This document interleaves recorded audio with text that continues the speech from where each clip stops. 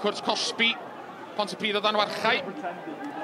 Tafliad hir, cael ei tharol allan at Hill, coesiad Hill tro yma. Y peniad! Gan Alex Downs. Mae'n beniad cry, ond yn syth at George Ratcliffe a'r golwr yn troi'r bêl dros y bar. Jordan Knott i hyrdio'r tafliad teg at geg gol y tîm cartra. Bêl cael ei ffeinio nôl at Knott. A Knott yn taro bêl nôl i mewn! Ac ar yr ail gyfla, mae Pontypridd wedi mynd ar y blaen. Mae darodd Knott y bêl yn ôl tua ceg y gol. Joe Smith yn cael blaen i fysar ati. Ond Chris Gwyn oedd y cyntaf i ymateb. Cefnogwyr y tîm cartra yn codi llais wrth i Matty Hill lansio'r bêl i mewn i Cwrt Cosby noeth eto! Ar ergyd, oedd hi ar y postyn ac i mewn. Ac ar ei ymddangosiad cynta, i Bae Colwyn, Harry Owen sydd wedi canfod yr hwyd. Joe Hunt.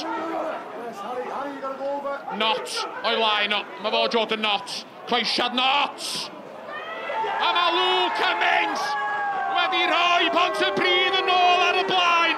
Cummings yn cyrraedd y bêl gynta ac yn canfod yr hwyd am y tro cynta tymor hwn. Bae Colwyn yn dal i drio datgloi am ddiffyn Pontypridd. Creamer ymlaen at Downs. Downs i'r llawr.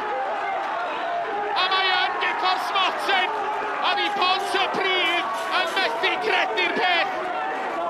Mae yna gyfle i raidd i Bae Colwyn dod yn gyfartal.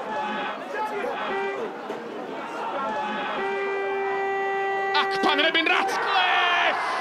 A brif sgorio Bae Colwyn yn gyrru'r golwr y ffordd anghywir. Mae'n ymddangos bod y gwylanod yn mynd i gael pwynt. O na drosedd, nag oedd, a maint Pontypridd yn gandryll. Penderfyniadau'r dyfarnwr ddim yn mynd i ffordd nhw'r hyn o bryd. Ond Pontypridd sy'n dod ymlaen, Ethan Vaughan! Yn ennill y gêm i'r ymwelwyr. A chydig dros munud ar ôl i Bae Colwyn dod yn gyfartal. Cyfla ym mhen arall y cae. Ac Ethan Vaughan, am y tro cynta, mae o'n i sgorio yn uwch gyngrair Cymru.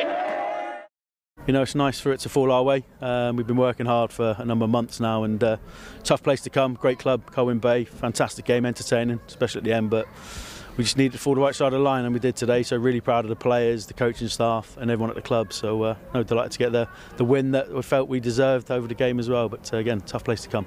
Yeah, you know, we had a few chances first half, you know, which we should have took.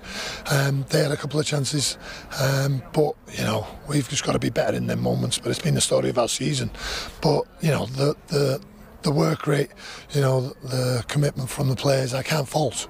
You know, because I thought, you know, for them, you know, especially second half, you know, we were the better team.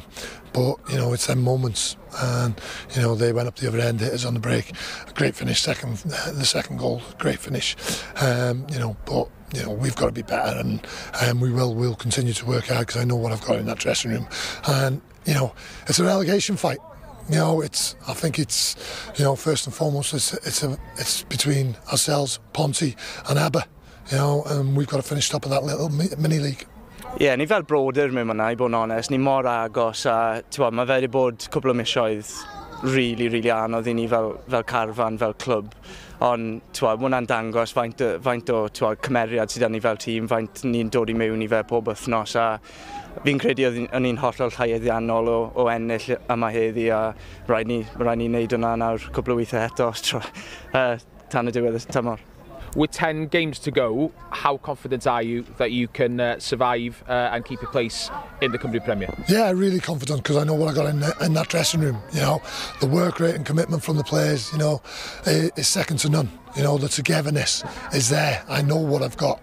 You know, we just need to tighten up in them key moments, and the new signings that we've brought in. You know, it'll take a little time to gel, which we'll do the work now in the break that we've got. You know, we'll be working hard to really push now for that last 10 games and really make sure that we survive. A fantastic win today. and you've done it without a manager. How's the search for a new manager going? What can you tell us? Is this something in the pipeline? Yeah, hopefully. Hopefully tomorrow, Monday, we'll know a little bit more. But we've been speaking to a few people that we feel the situation we're in. Difficult situation. We need someone to come in and kind of galvanise the group. But the group are not too far away, as they are. And you saw, Andy Whitterton today as well stepped up to lead the team along with Lee Kendall. Myself trying to help out. I'll try and keep away from the technical area if I can. But it's great. But no, we're almost there with the manager, and as soon as we know what we've got, we'll let you guys know. But we're not far off. You say you're almost there. Can you name names?